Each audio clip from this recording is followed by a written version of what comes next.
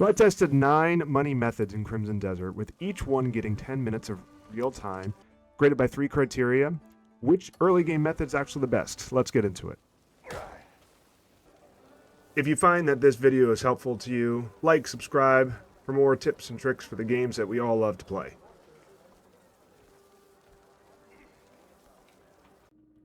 Okay, starting off at number 9 is Duo.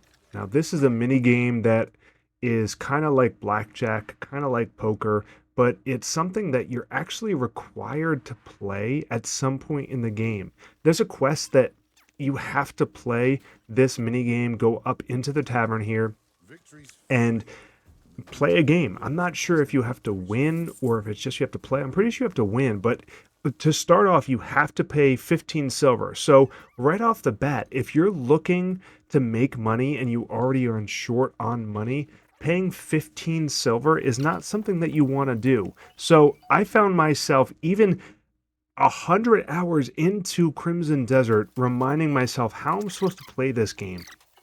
Going back and forth, I won some hands, lost some hands. Basically, it's poker. And at the end of the day, I made nothing. Now, I know it's subjective, but I made $14.50, paid 15 silver for a profit of negative 0.50 silver. Here's my scorecard. Profit, lost money, fun, not fun at all. Repeatability, you can play it as much as you want, but it's not fun at all. Number 8, mining. Now, this is something that you can do early on. Just a quick tip, if you want to get more minerals or materials, upgrade your pickaxe. You can do that with a duplicate pickaxe or some of the materials. And up to level 6 is when you can get more materials or minerals when you start to use that pickaxe. So that's just a quick tip. You can get more if this is what you want to do for money or just for the materials in general. Now, if you're looking to make money, I don't recommend this option because this is something that takes so much time and it's more beneficial. I got 18 iron and 6 copper for this 10-minute session. I'd much rather use that minerals and the materials to upgrade my weapons rather than make money. Because for profit, I got 1.26 from iron, 1.02 from copper, a total profit of 2.28. Here's my scorecard. Ultimately, this stuff disappears and it's better to give it to your gear than make money. Number 7. Hernand Royals and the gold bars. Now, there is one free bar that you can get in Hernand when you first start, but it doesn't respawn. So if you haven't gotten this, I'm going to show this on this video, included in the 10 minutes right here. Okay, so it's in this manner right here, but you can't get in right away, meaning you have to go in and climb through this window. So I'm showing you the path in which you have to take to get this free gold bar.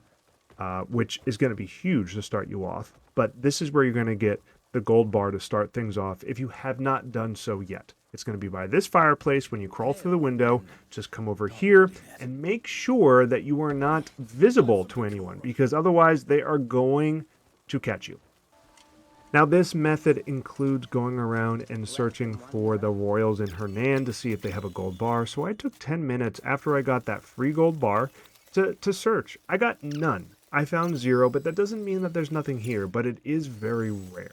So this area, after you get that first gold bar, you get 500 silver, but it's not very repeatable.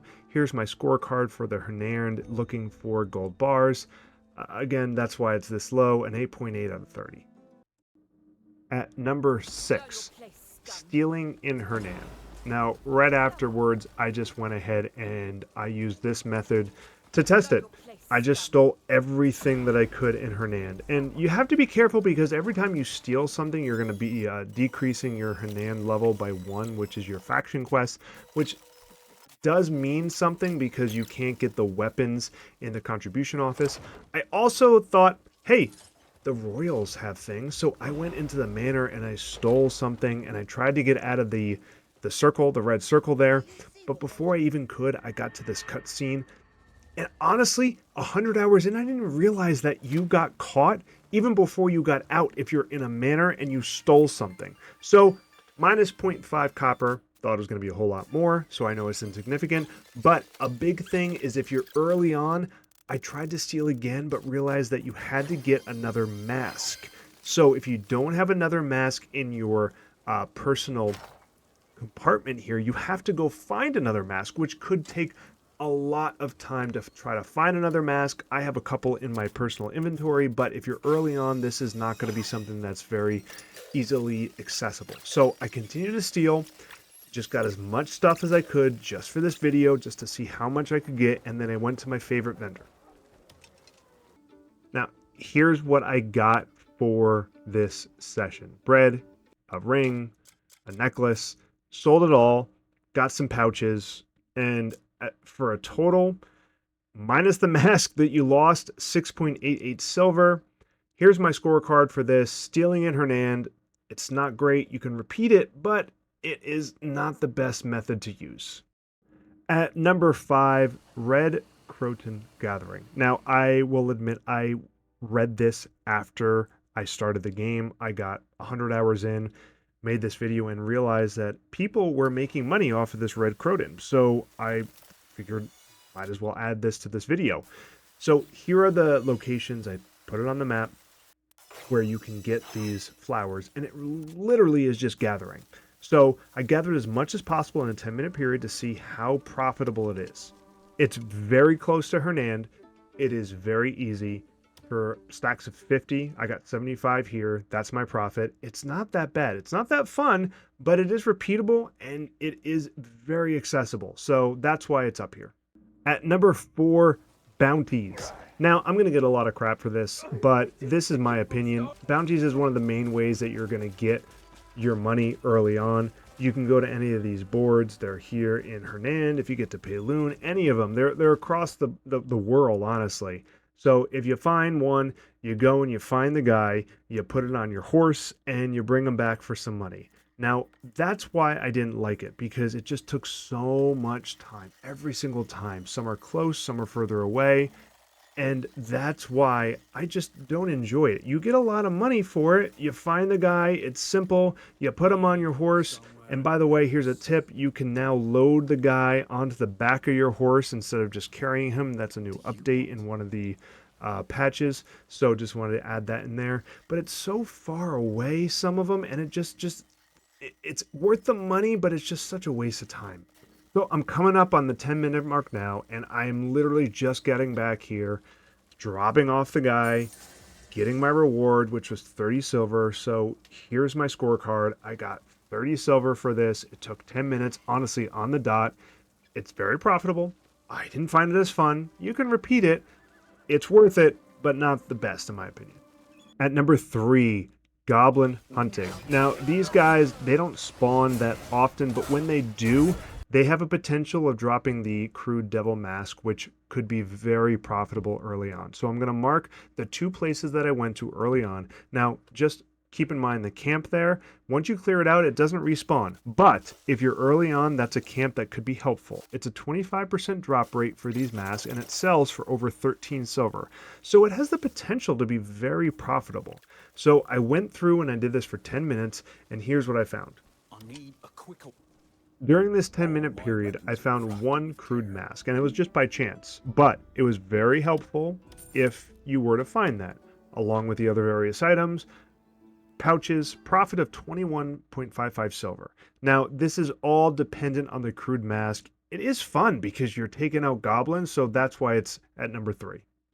At number 2, you have Demoness Wildlife Park. Now, you're going to read about this where you're going to steal the gold bars from the royals over in the Demoness Wildlife Park, and it actually is very worth it. When you're early on, it is actually worth it just to make a path over Demoness into the wildlife park, so you have this fast travel spot right here, right outside, so you can return to this if you need. Now, once you get into the Demoness Wildlife Park, I set the timer and just spent 10 minutes literally just searching for gold bars. I didn't steal anything else. I just looked for the image. It's very specific when you are looking at the royals for the gold bar. And during this time, I found 2 gold bars. I respawn. Every time you respawn to that fast travel point, it does reset everything. So it's worth it if you're looking for that gold bar. So make sure when you have these gold bars, you bring it to the bank, because when you bring it to the bank, you're going to get more silver. 2 gold bars equates to 1,000 silver, more than if you bring it to a regular vendor. Here's my scorecard. Very profitable. Not that fun, but very repeatable. For a score of 22.1, that's why it's at number 2. And for my number 1, the Bandit Camps. Now, you're not going to get as much money as you did when you went to the Demonis Wildlife Camp, but here's why this is at number 1. Because when you do this, you're going to have a natural progression of the game. You're going to be able to open up the map. You are going to be able to test the gear while you're getting items to sell. You're also going to be able to take out some enemies, because sometimes you just want to take out enemies. All in all, when you're taking everything into consideration, the profit, the fun, the repeatability, I took out 3 bandit camps, got this much silver with various items, pouches, got a profit of 10.96, had a lot of fun doing it. So here's my scorecard, and this is why it's at the top, because it is one of the things that you can repeat and have fun doing it. Hopefully you found this video helpful. Like, subscribe for all the tips and tricks for the games we love to play. Till next time, cheers.